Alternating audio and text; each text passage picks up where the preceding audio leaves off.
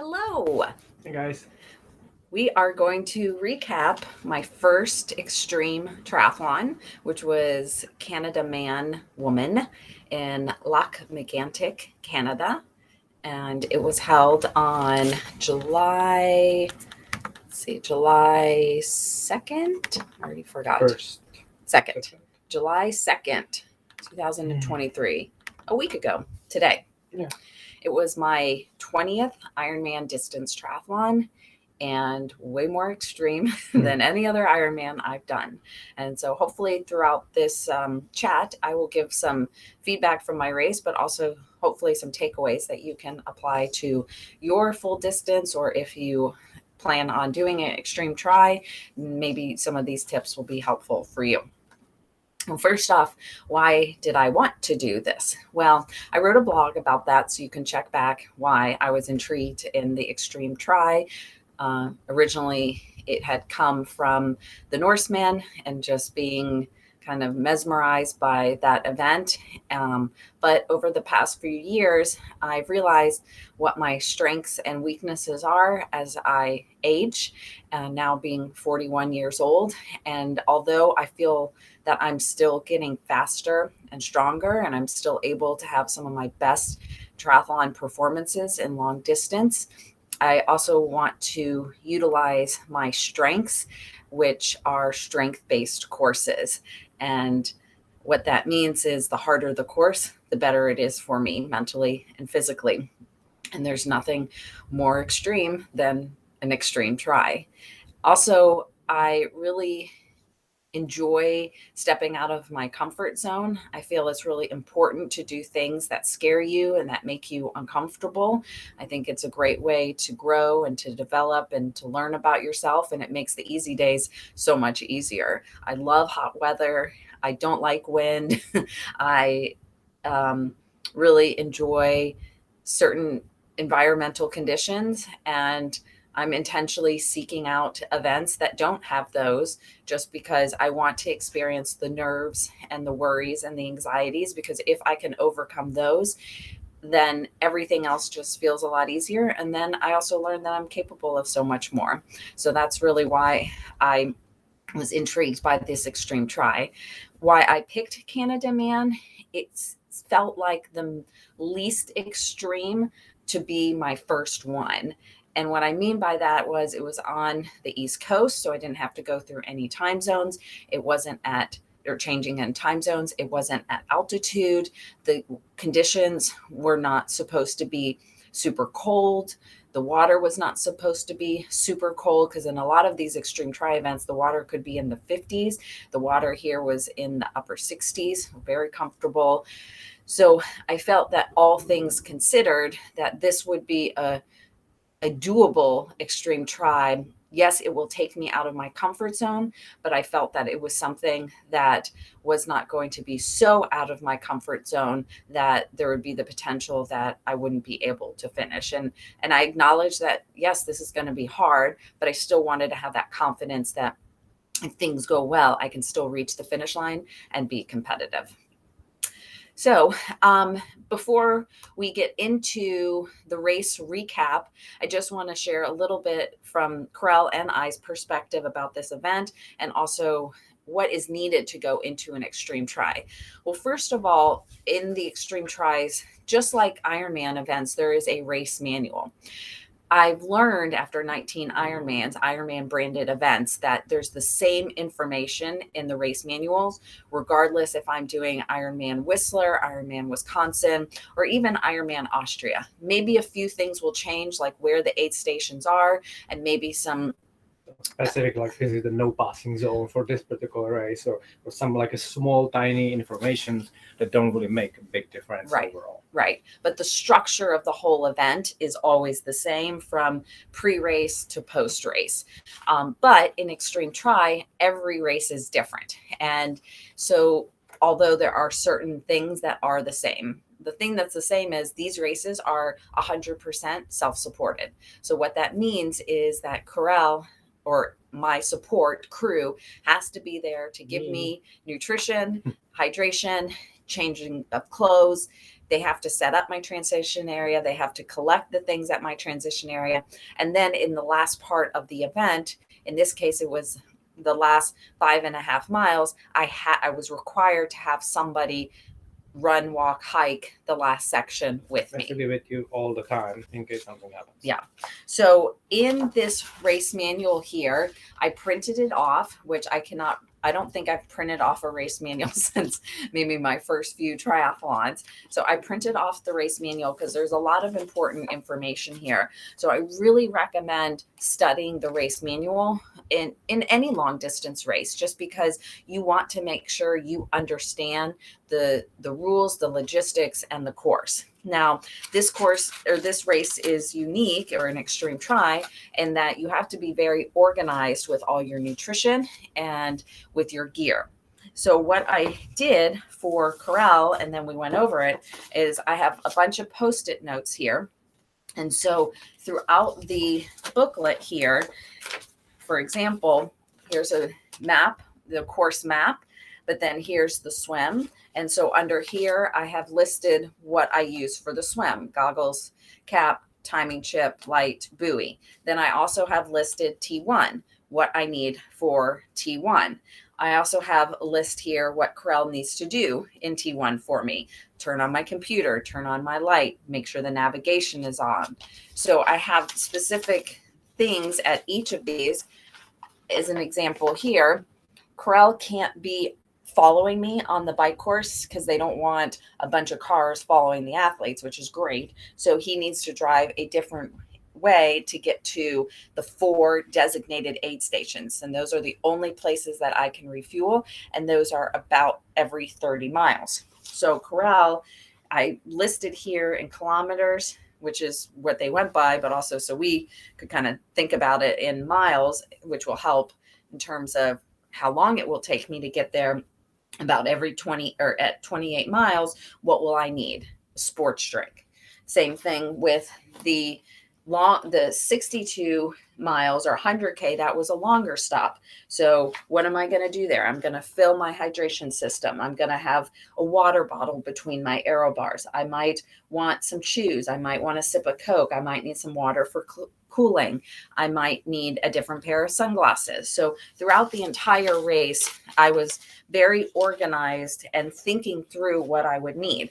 Now, how do I know what I need? Well, a few things: experience from doing a lot of Ironmans. And then also I was very meticulous going into this in practicing with different gear and equipment so that come race day, I knew exactly what I needed and I wouldn't overthink it. So a lot of it came from experience, but a lot of it came from what I call dress rehearsals. In the weeks going into this event, I really rehearsed what it was that I would use and need throughout the event. So, sorry, can't be walking around. So then I also had it listed on a piece of paper here, everything that I would need: swim, T1, the bike, and then the run. And so this allowed me also to help with preparing my bottles. It really helped to walk through everything of the race, think about the course, where the aid stations were. And I really encourage you to do this. You know, if I asked you, let's say you have a race coming up in 2 weeks, and I asked you, where are the aid stations? Do you know where the aid stations are, what miles they are? Probably not.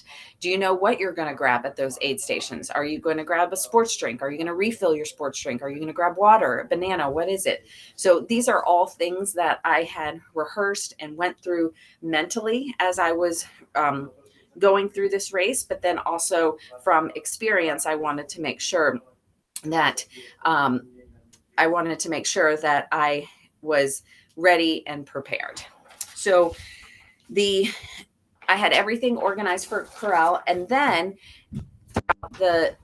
before the race, I had put everything into paper bags. That then he could just have that paper bag, and I also wrote on it, and then he also knew, okay, this is what she needs at the first aid station, or this is what she needs at T1 or T2. So everything was very organized, and I do recommend this strategy because I was very worried that if I just left Corral to refill my bottles, to pour powder in my bottles, what if he doesn't make it there? What if he doesn't get there on time? What if something happens? I wanted to make sure that all he had to do was just drive to the next area. So I prepared all my bottles in advance, all my flasks in advance.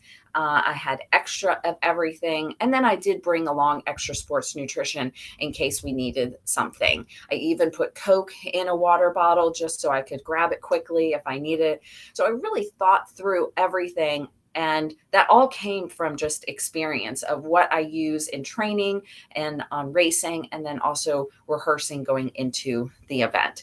So that is my best tip, is to be very organized going into these. And anytime you do a long distance event, be organized. You should be thinking about these things well before the race. Use the race manual, go through the course maps, know where the aid stations are so you can visualize it and mentally rehearse it, and maybe even practice it in your training sessions so that come race day, these things don't become second guesses or last minute decisions, or you overwhelm yourself with what am I going to do on race day.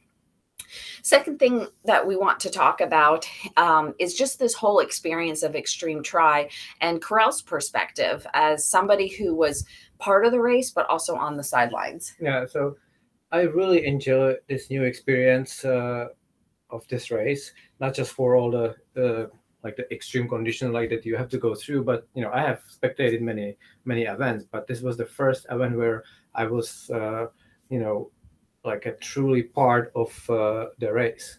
Without me, Marnie is not finishing the race. Like she mentioned, there were designated areas on the bike where I needed to be there to give her the feed and whatever else she needs, but I couldn't follow the course. So there was specific guidance how to get to each place. So it's kind of like, you need to be you are on the schedule. There's some nerves involved as well. Like, what if I don't get there on time? And some of those ways how to get there were like through some gravel, remote roads, and that added the fun part to it. But it was just like you are truly involved in your athlete's race. And then on the run, like Mari mentioned, I was giving her feed more often, as you typically do on the run, but because the course wasn't just like you go on the road and you can follow. There were some pieces on the road, some pieces off road. Obviously, I could not drive the car on the trails, so we had a strategy. We mapped it out. Like, this is where she will leave me and go into the woods, and I will leave Prague to this point, but she will be alone for 3.5 miles, so she needs to have stuff to be able to do that. Sure. And I was there waiting for another place. So we had, like Marnie said, she was really organized with everything, but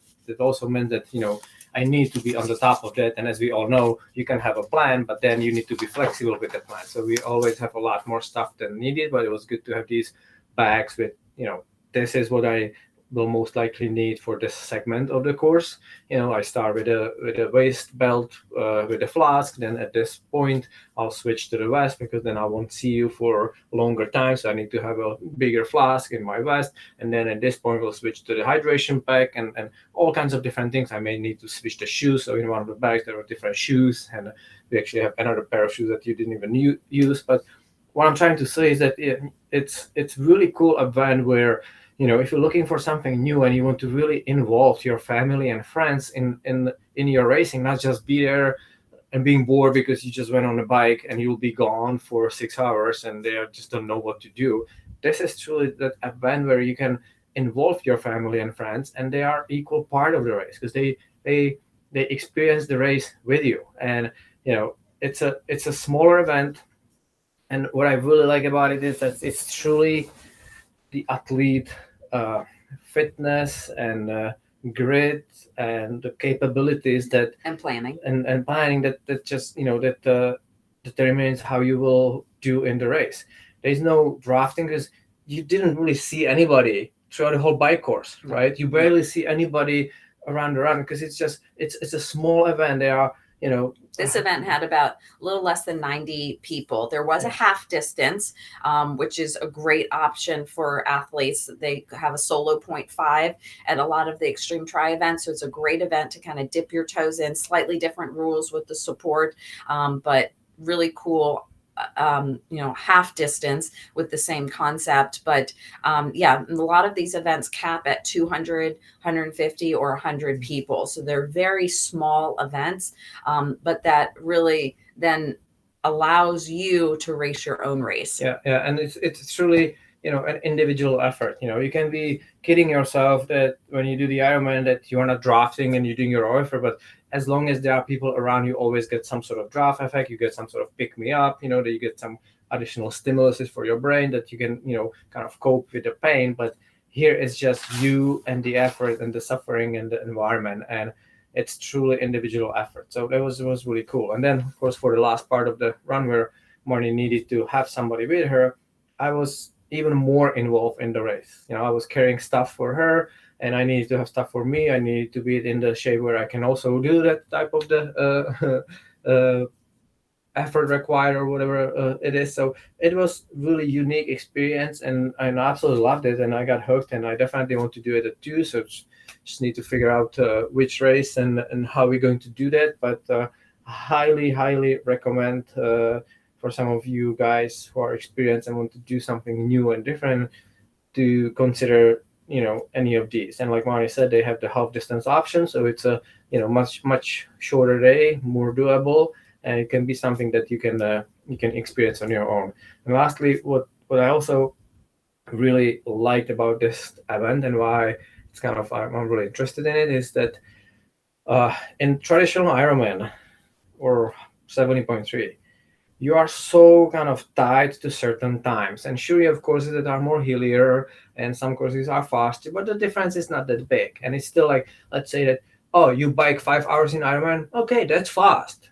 Oh, wait a minute, you bike 7 hours? No, you slow. And here you are not tied to the times because each event it's very different. Like this race, Marnie bike about 6 hours, right? 6.5, 6:20, I think. Yeah, so 6.5 hours. In the next event that she will be doing in Italy, that Icon Man, it probably 9 hours, because of the difficulty of the bike course.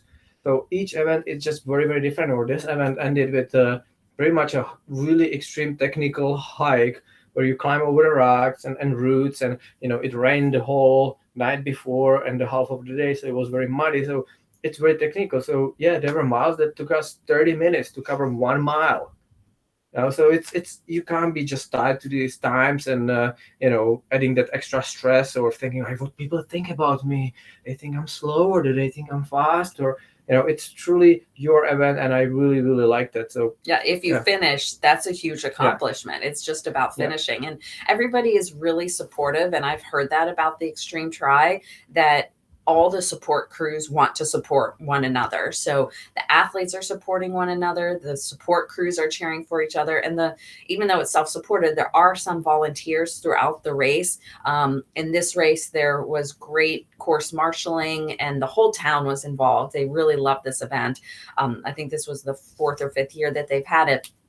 But there were volunteers at the transition areas, just making sure everybody's organized, and they would call you by your first name and do you need anything? Not that they had anything there, but just making sure that you're okay. So it really makes you feel special throughout the race. And then even at the finish line, it's on the top of the mountain. There's nothing else. It's just observatory, and people are finishing, and there's one finisher, and then it's half an hour nothing, and there's another finisher, and they stay there for the whole time until the late night. The same and you have athletes experience. Who actually have to go through those trails at dark with just the headlamp. And incredible. It's just incredible, absolutely incredible. Yeah. All right, so a little bit about the race. Going into the race, when we got there, it was very important to see as much of the course as we could. Now, I think this is an important tip for any race, just because familiarity brings confidence. So when you're familiar with something, you don't have to stress about it, and you know what you need in terms of pacing, nutrition, gear, equipment. But for us, because there were certain places where I would be getting nutrition, the transition areas, The run, especially just because there was certain segments that were off the road there's only 9 miles on the road. So the rest was trail, some sort of trail. So on those sections, Corral couldn't be in the vehicle. Now, if he ran with me, he could, but, or a bit if he was on a bike, but he had to drive the car. So he only could stay on the road. So it was very important to us to see the course. And then we were, because of where we were staying, it worked out great because going from our house to the race venue, we would always be covering one section of the course. So we didn't really mention that this race was point to point. Yes. Yeah. It was no loop. There was no, starting, finishing the same time. It was truly point to point. Yeah. Point to point to point. We were kind of staying kind of in the middle from the finish line of the run and the swim. So that worked out great that we were always driving on the course in some way to get to the race venue. So first day we went to the swim, and I noticed that the swim, and I'm not sure if it's because we were required to wear a buoy, an inflatable buoy, which is something that I'm not used to using. I'm not sure what it was. Maybe it was the travel, but I just felt very slow in the water. I didn't let it get to my head that first day, but then on the second day, I thought maybe I would feel better. I'm getting more, I got a good night of sleep after the travel, but I still felt slow. So I just kind of took it as, okay, that's the way the water conditions are. And I'm not going to wear my watch in the swim like I usually don't in Ironman distances, because I don't want to see my time. But really it was just about getting used to the water. Thankfully it was not cold. It was probably 68, maybe 70 degrees, maybe in the upper 60s. But it was very comfortable. So that was nice. Water was not too dark, but it wasn't clear. They were setting up the buoys when we were there, so I could swim. Corral was swimming there as well. They set up the transition area. So it was really nice to just get acquainted. But one thing that was really important to me was my goggle choice. And I had 2 pairs of goggles. I actually brought 3 pairs of goggles, one for practicing and in the sun, and then 2 clear options. And I ended up going with the completely clear goggles, just because this would be in the dark. So it was really important to me that I practiced in those conditions. We biked about 40 some miles of the course. That's always really important to me, to bike on the course and to do some kind of longer mid-week ride, to kind of shake out my legs from the travel and just kind of get my body into back my normal routine, which is doing some longer workouts during the week. And it also just gave me a lot of confidence in this course, that this course suited me really well. I really enjoyed the course. I got a lot of good positive energy from the course with all the farms and the cows and the beautiful scenery. So that really helped as well. And I think that's important, that when you are out there pre-riding, that you're not just focusing on your metrics, but you're thinking about how you feel and how the environment around you makes you feel. On the first day, we covered like more than 2.5 hours on the bike. Yeah. Right. Yeah. That was on Thursday. Yeah. And the race was on Sunday. So just, think about it. Like, how many times you go to the race and you have the plan from us, what we want you to do, because with experience, we know that you want to keep the routine and, you don't want to feel stale on the race day. But then you just start having these thoughts in your head, like, I need to be resting, and I have this big race going on, but you're actually doing yourself disadvantage by doing very little or almost nothing, and then all of a sudden you have this huge mega event. How do you think your body will react? So this was nothing hard, but it was hard because of the terrain, because the terrain there was very, very difficult. The climbs were long and steep, but we just kind of took it one pedal stroke at a time, and it's required to go a little bit harder uphill, but then we would stop and just kind of chill for a little bit or continue pedaling at easy pace. And I was riding my gravel bike, Marnie was on her TT bike, so she put a hurt on me, and we just have a good time. Yeah. So as far as the workouts, when we arrived on Wednesday evening, we did a little shakeout run. Neither one of us wanted to do it. Mm-hmm. We were so tired, but we got groceries, we got into our Airbnb, and we just went for a run. Felt so much better afterwards. Thursday, we did a swim, and then we biked. And then on Friday, let's see, yeah, Friday did another swim and then did a run around that area, kind of gravel road, just kind of shake out the legs a little bit. And then on Saturday, I did just a bike on some of the course, just with a few efforts just to get the legs going. I did little 3 hour plus run And then, hike. and then Corel, he Run. hiked the run course, the end part of the run course. Actually ran the whole thing. Yeah, he ran it just to check it out and just to do something fun. Yeah. And it was good because I got familiar with it and knew how hard it is and what to expect and what kind of tips I can give her. And of course, as I said, the condition actually completely changed. When I did it the day before, it was mostly dry, and on the race day it was just mud, wet, slippery, so completely different. But at least I kind of had an idea of where we are and what's coming. Yeah. Now, knowing that this race started at 4:30 in the morning, that I would be waking up extremely early, it was very important to me that I got a good night of sleep the days leading into the event. So no alarm. I tried to go to bed as early as I could and just really focused on being rested. Unfortunately, I didn't sleep too good 2 nights before the race, but I was still feeling very somewhat rested going into that night before, which I didn't sleep the best. I had about 3 or 4 hours of uninterrupted sleep, and then around 11 or so my brain starts going and thinking about that 2:15 alarm that's going to go off. I was also extremely nervous for this just because there is a huge chance of rain. There's going to be strong winds. I'm doing something I've never done before. I'm starting a race in the dark. I've never started a race this early before. So there's just a lot of new things. But once I woke up on race day morning, it's like everything just went away and I felt like at ease that the time was finally here. And of course, hearing the rain coming down in the morning, I just let it go. And Corel, and this is something I think is really helpful, and I encourage you to pass this along to your support crew. Sometimes people mean well when they say things, and they may be like, are you going to be okay in the rain? Or, how do you do in the rain? Or are you going to be safe? Or, things like that your support crew might say. But Corel didn't say any of that, obviously, because he knows, and he knows what I need to hear. And I'm the one, concerned, like, I'm a little nervous in the rain and, the wind. And he's like, saying the right things, like, you're going to do great in the rain, and think about all these events that you've done. You have good skill and experience, and let the other people worry about it. And that you're gaining advantage already by, having these type of conditions, because you are tough, and just the right thing, there's no danger. It's like, sure, so you'll be wet, so what? It's not going to be comfortable, but it's supposed to be hard because it's extreme triathlon. It's extreme event. Yeah. And so I think that's really important, that as the athlete, you can do the freaking out, and make sure that your support crew knows what to say and says the right thing.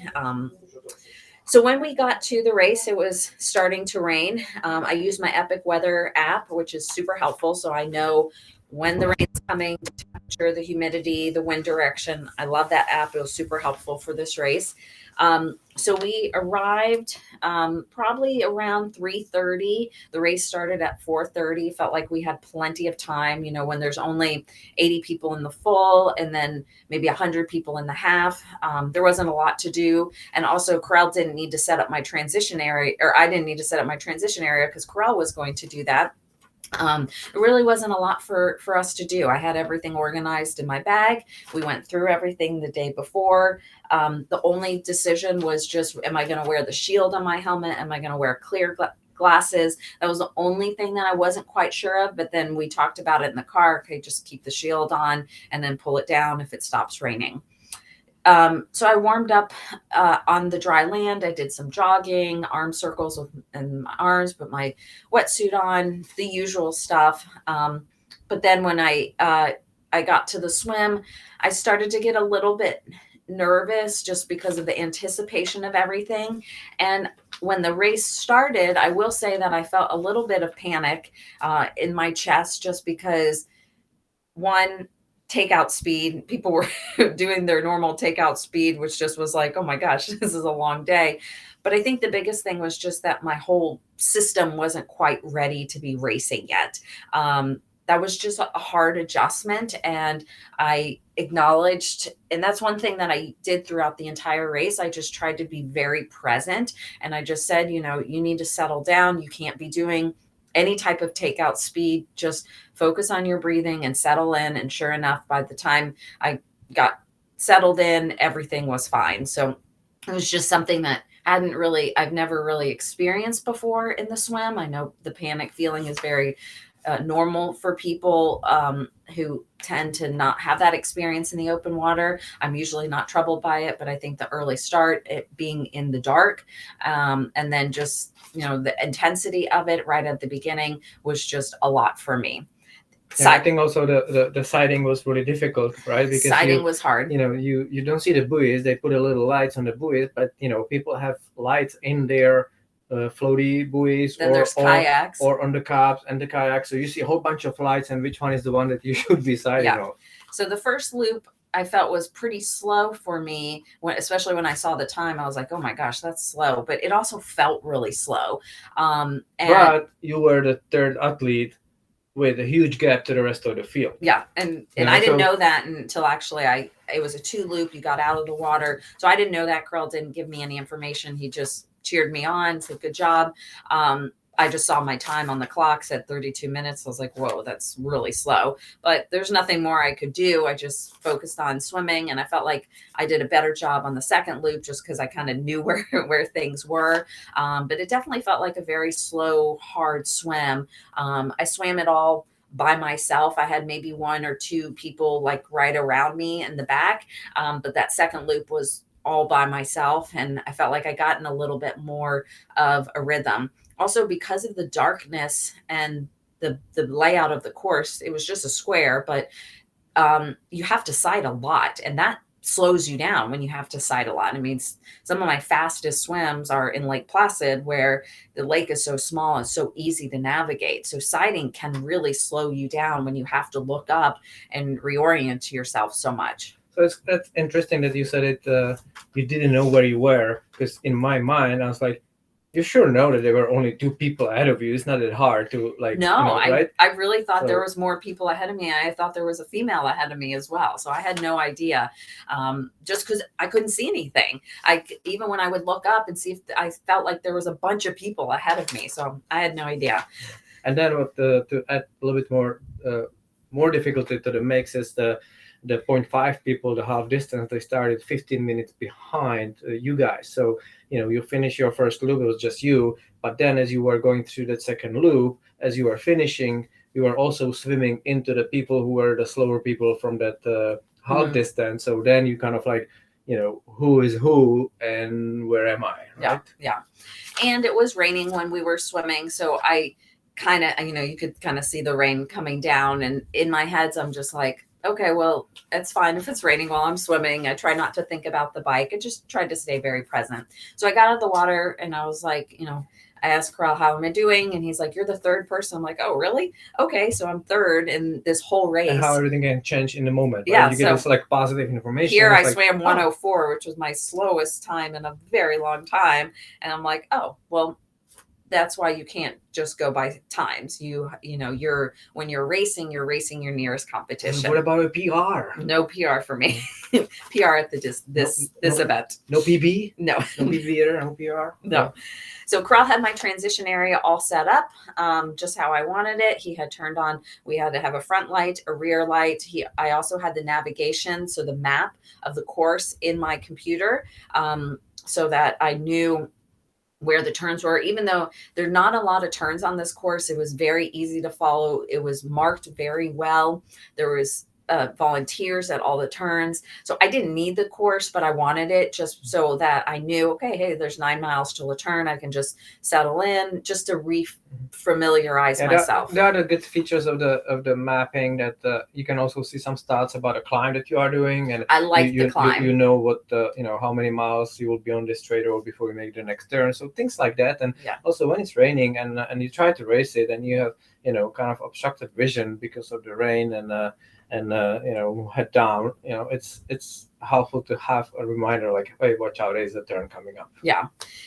So Yeah, and I do like that feature when not when I see climb 2 out of 17, but it's a good way to check things off. But most of the on the bike course, so the way that I would break down the course was you have some really big climbs. And when I say climbs, I'm talking about between a half a mile to a mile and a half of steady climbing at between 8 to 16% grade.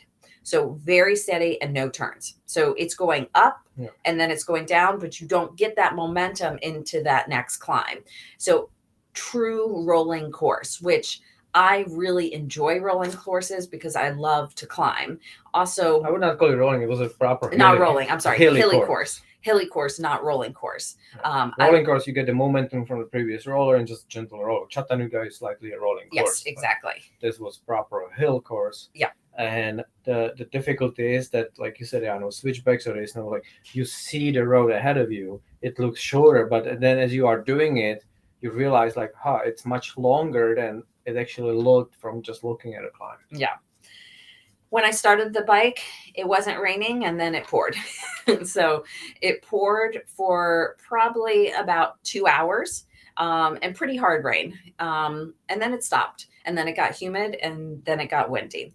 So the course had several miles, probably about 8 or so miles of up and down. And then we got to around the lake, which was more flat. And my strategy was to really push that flatter section just because it's more of free speed and it doesn't cost as much energy to go harder or to go faster. So I wanted to go as hard as I could, within reason around the lake. Now, you're also going over some gravel patches just because there's road work in places, there's potholes, there's a lot of water on the road. So I still had to be careful. And then you also have the half distance people who are on the same course. They had to turn around down the road. So I actually enjoyed the lake because I was around other people. But as soon as I passed that turnaround, and here I am, the third person on the course, I did not see another person until well after 70 miles.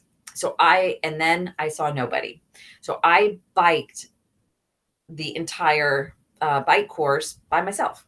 Nobody around, except for around that lake section, which was the half people. So between probably 20 some miles to 70 miles, I was completely by myself.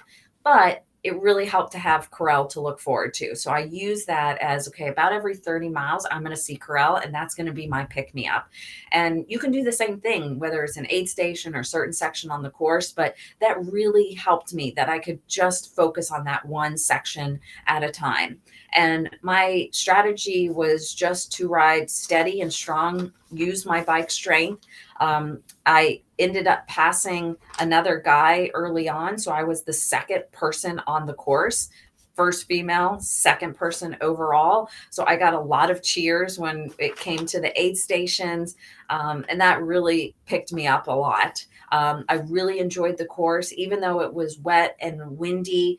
I felt that my skills on the bike from mountain biking and gravel biking and just where we live and Corel's helping me with all this just really allowed me to ride safe and have fun out there. So I was really proud of myself because I was doing things that I was very nervous about going into the race. But once the race started, I just felt like, okay, I'm doing this and just stay in the moment. Now, Corel had to hand me bottles. We decided on the first aid station, I finished my between the aero bars bottle, and he would hand me another bottle that I would then put in there. And then I would use my hydration system. When my hydration system was done, I would then pour that between the aero bar bottle into the system.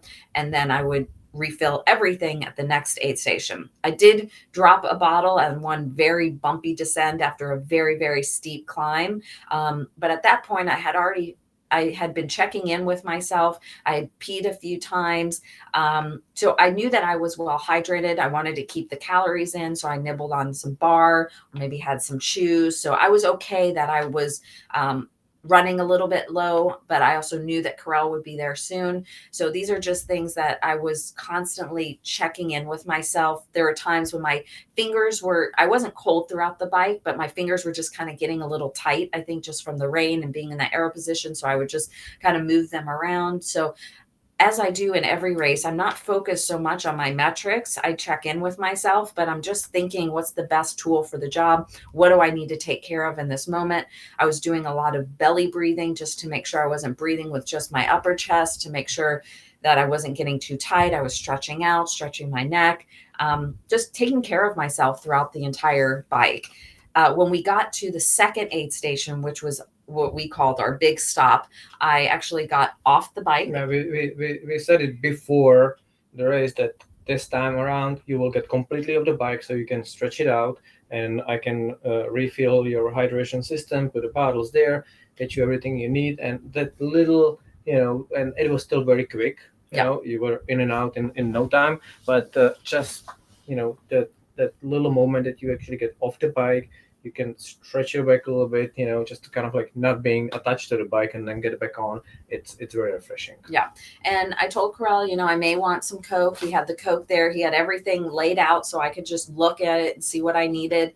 And so I had a few sips of the Coke, and that was nice. I was going to grab another sports nutrition bottle, but I decided to go with just water. And I told him, I'll meet you at the next aid station. I'll get sports nutrition there. So we kind of deviated from the plan, but we had extra. So all of these things were thought through in advance, like what I think I will want, but then also plan B. And I would always have the stuff that you wanted. Plus, I had that the feedback, the mushy bag, and I would have extra stuff there that I can offer you if you want something else. Yeah. Now, the next aid station, number 3, was only about 25 miles away, but this was the hardest section of the course. We went back to that section when we left the lake, and then we started to head towards the town that we were staying in, which was really cool, going through all these little towns. Every town had a church. There was still people out there cheering in the rain. By town, you mean like 5 houses? Yes, exactly. Very small. And everybody speaks French there, so just want to clear that up. And at mile 87, that was going to be a quick stop, but I actually got a few more things there and stopped. I was going to I was going to hand you the bottle, but then I said, no, I'm stopping. So you made a stop, and which was good. You got what you needed. Yeah. And then the last aid station, I didn't grab anything. We said that you will probably not need anything, but you were there but anyways. I was there just in case. And I actually tossed a bottle just because I didn't want any extra weight for that final section, which was in straight headwind, kind of straight up. Put a little bit of a surge between mile 87 and the finish, just to kind of, extend my lead as much as I could. And Corral was giving me updates throughout the day. Another lady who was my biggest competition at that time went off the course, previous winner, Olympian. So she was down the leaderboard. There was another girl who ended up beating me, and she was still a little bit a ways. The last section was pretty tough just because it was straight headwind, but I kept telling myself, okay, 10 miles straight headwind, but then you're going to get some tailwind running. So I'd rather have the tailwind or headwind on the bike. And then we got to the final climb, which was probably about 18% straight up, over a half a mile, Kona-like winds. And people are zigzagging from side to side. Straight headwind. You were going straight, but like I said, I didn't want to. What point would it be to go any harder? So I was just like, just do this with the least amount of energy possible. Yeah. You'll get there. Yeah, I never seen her pedal so slow, and like I could see like she's putting each stroke like full body weight out of the saddle, barely moving. It was brutal, and the winds were just blowing up there. Yeah, and this is after 6 hours of riding. At this point, I was third on the course. No, second. Third, because that other guy passed me. Yeah, the guy got flat tire. Oh yeah, so I was second.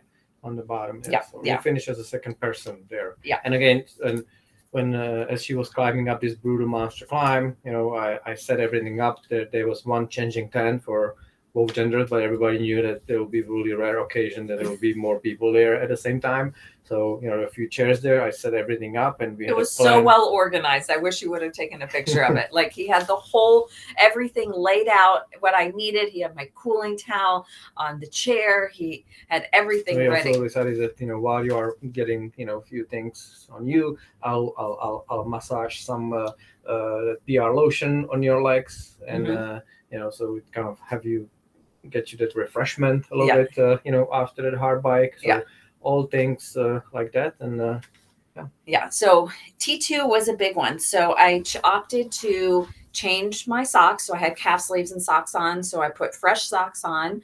I opted to wear road shoes, my New Balance Fuel Cell.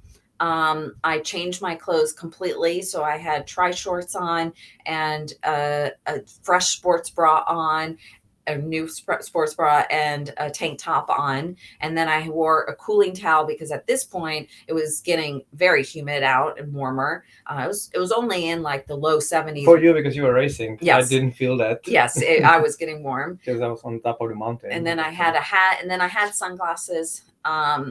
And then I had my hydration belt from Naked. So I did a full change, kind of stretched out. I also went to the bathroom in the porta potty, and then made my way onto the run course. So the run course, the first 3.2 miles started off, I thought, oh, this will be fun, little gravel road, shake out my legs. Well, it started off in the woods. It looked like somebody just like weed whacked their way to make a path for us over all these routes. And then I was like, whew, finally got out of this section. I can start running. So I started running, and then boom, this huge, like super gravelly. I'm like, oh my God, I should have my trail shoes. It was so rough. I had to walk it. It was so steep. And then the downhill was just like switchbacks downhill on this loose, rocky gravel, which was so hard to run. And I think at that point, because I'm tired from the previous 7 hours of racing, at that point, I started to get some side stitches just from breathing and my body just going all over the place. Finally, when it got to the gravel road, about 3 miles into it, I saw Corel. He started running with me. I said, you don't have to run with me. But he just asked if I needed anything. And I said, I'm good right now. Why don't you meet me a mile down the road? So Corel just leapfrogged me every mile for the next 7 miles, because that was all on the road, kind of net downhill, but there was still some big climbs, some climbs on that. So that was a good 6.2 miles. And he would just hand me what I needed, water, if I wanted Coke, if I needed a new flask. So that worked really well. And he was also very strategic, so that he would meet me at the top of the hill. So I had to get to the top of the hill. Or if there was a segment that it was top of the hill, but it was a downhill too, I kind of, went down there, so you can pick up some speed. So it was just kind of like a knowing, like being a racer myself, and just kind of knowing, like, sure, I can be here, but it's probably better overall if I go a little bit farther. And you can still make it. Yeah. And after being so lonely on the bike, and I wouldn't say I was lonely, I was definitely racing it because I wanted to race it. I wanted to, be competitive. And, but after all that time, I was just really glad to see Corel, see somebody else, and to feel like, okay, now we're in this final stretch. And my strategy was just mentally get to mile 18, and I'll tell you why in a minute. So after we made it through, and those first 10 miles actually went by really fast. The only problem was for those 6 miles on the road, I just had a lot of side stitches just from breathing and just being tight, and probably from the tri bike. And so I had to really work through those, which affected my running pace and form. But then once I got through those, I felt a lot better. So kind of towards the end, I started to feel like I got my running rhythm again. I didn't have any nutrition issues. I had to go to the bathroom once. I just tucked off into a field behind a bush, normal bowel movement. So I knew my digestive system was good, and that felt a lot better afterwards. So no nutrition issues throughout, just thinking about things in the moment. I did do a lot of walking in the next section, which was about 5 miles, from 10.7 to 15.8. And this section was just crazy. Gravel road, then you got this steep hill. I walked that hill, then downhill. I ran up the next hill, and then it was just beautiful open fields, a lot of private roads. So open fields, some farms, creek. It was just beautiful. And then you turn into this grass where it looked like somebody just took their lawnmower and just cut out. No, they actually drove it with a tractor. So those big tires kind of set it down. It was crazy. So on the grass. Path to and there was one aid station. I wasn't expecting that right before, in the middle of that 5-mile section, I had then switched before that and put my vest on from Naked with 2 17-ounce flasks just so I could have enough to get me through those 5 miles. But I remember this guy and I was like, English, because he was telling me something in French. And he was like, you don't have to go through the creek. That bridge, it looks like it's broken, but that guy, he just fixed it. And I was like, okay. So thankfully I didn't have to go through the creek and the bridge was fixed. Then I saw Corral. I was so happy to see him. Then I had about 2 more miles on the road. At this point, my legs were getting pretty tired just from all the uphill, all the downhill. In the first 18 miles, we had about 1,000 feet of climbing. So that's a lot in 18 miles. And these are big hills. So then the 2 miles, Corral kept leapfrogging. And it's like, I knew what I needed to see. I wanted to see that little turn into the woods, because at that point I was like, okay, mile 18, that's where I can start walking. And kind of gave myself permission. Okay, now we're at the trail section. So you're not allowed to sit in anybody's car. So I changed my shoes just on the side of the road, put my trail shoes on, and got 2 more flasks. I got a gel, because these 2 miles were going to be technical miles and a lot of uphill. And because of the rain, it was also very muddy. So these 2 miles, it took me a while to do it, well over 30 minutes. Oh, it was close to an hour. Yes. Yeah.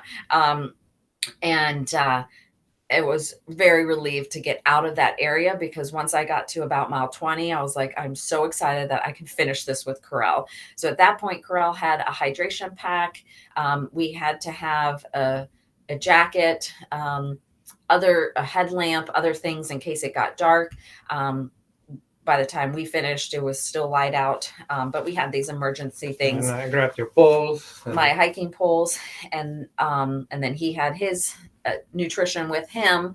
So then we set off for 5 miles to cover 3,000 feet of climbing. Well, actually part of the 18. So 18 to 26 was 3,000 feet of elevation, which took us about 3 hours to do. Now, to summarize these long 5 miles, we were climbing over boulders. My quads aren't working. It hurts so much to run. Carl's like, try to run on your heels so you don't stress your quads. It was hard to step down. The hiking poles did help. And then sometimes it's because Corral knew this area. He was like, okay, once you get through this is the hardest part. So it was just like, when I saw that this was taking like 45 minutes to do a mile, I was like, I'm never going to finish this. And I definitely was racing it at some point, but few lessons learned. We got stuck behind a few guys, and it kind of put me into non-race mode, just because at this time, Carl's like, oh, you have about a 30-minute lead. And I was like, okay, that's good. I'll just pace myself. But then the guys were slowing you down. It was not your own rhythm. Yeah. I was not happy with the situation, and I kept nagging. But at the same time, I know that you are tired and you just did this mega miles before. So I was just like, do you want to pass? Or do you and the guys were also like, as the guys are, as soon as Marnie passed, and then they repass her, and then they start picking it up, and then they slow down again. So there was no room to pass. You have to really like, hey, I need to pass. Will you let me go? And of course they would, because it's a single track, so it's fully narrow and technical, but it's not as easy as you may think. Like, oh, I need to pass somebody. I just pass somebody. You can't do that there. There was basically traffic of these 4 guys, and at the end, when finally, we made a decision to go around, and Marnie finished, and she finished like half an hour ahead of them. So it just shows that your own pace afterwards was better than being stuck for a mile plus behind these guys. Yeah. But that's just lesson learned. Yeah. And the hiking poles were very helpful, just because I could push myself up things, and I also helped to get down. The one thing I would do differently is not wear the hydration pack. It was really hard, even though I couldn't run very well because my quads, the hydration pack carrying that much fluid made it very hard. I also didn't know that there was 2 aid stations throughout the run. So I think we could have done well with less on the run course.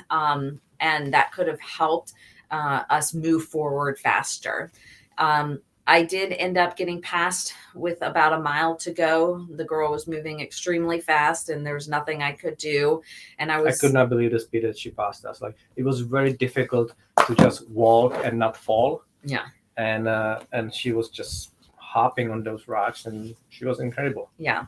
And at this point, I was just very defeated. I almost wanted to give up. I mean, it's just like when you are in the lead for so long and then that happens, it was just really hard. But then, I try to encourage you and, just, give the respect to this whole mega event, and give the respect to the other athletes who will be finishing hours and hours behind you, and they'll be happy and celebrating and being just, excited that they conquered this mega event. So it's not just about winning, it's about doing something that you were in doubt that it's possible, and overcoming it and doing it. It was truly amazing, and they really celebrated each person over the line. And also the lady that talked to you afterwards, like as a female, how she's so impressed that you are able to do that. And you are among the first finishers. Yeah, there's only a handful of females that finished. But then once we got onto the road, finally, we had like quarter mile left until the finish line. Carl's like, it's right there. It's right there. And I'm like, where is it? I can't see it. And of course, it's on an uphill, but it's so foggy. Can't see anything. It was very epic, like an epic way to finish. And as soon as I finished, I just could not step anymore and just sat. All I wanted to do was sit down. My legs have never hurt so bad. I mean, they hurt in an Ironman, but it's just different. But this one, I just could not take another step. It was everything that I had. So it was a huge accomplishment. I ended up being the second female. I was 8th overall, finished in about 13 and a half hours, 13:37, I think. I did get a slot to the Norseman, which is like the world championship of XTRI, but I'm going to wait a few years to get. We decided actually before the race, like, let's, if it happens, let's not take it now. Get a few more experiences and then decide. Yeah. So, but, it was an incredible experience. It was everything that I thought it would be in terms of a challenge, and it was hard, and it met my expectations, and very proud of my body for doing it. And I'm really hooked on this type of extreme challenge, and I plan to do more. I have another one coming up in Italy, which will be even more extreme on September 1st. I'll get into that later. First, I need to decompress from this one. And Corral's already thinking about the ones that he wants to do in the future. Yeah. So thank you guys for listening. I hope that I answered all your questions. Or if you have any other questions that you would like me to answer, if you need any help planning your own adventure, don't hesitate to reach out. Yeah, any volunteers that want to run with me in these XTRIs? Yeah, Corral needs a runner. Get on the list and start training. All right. Take care. Bye.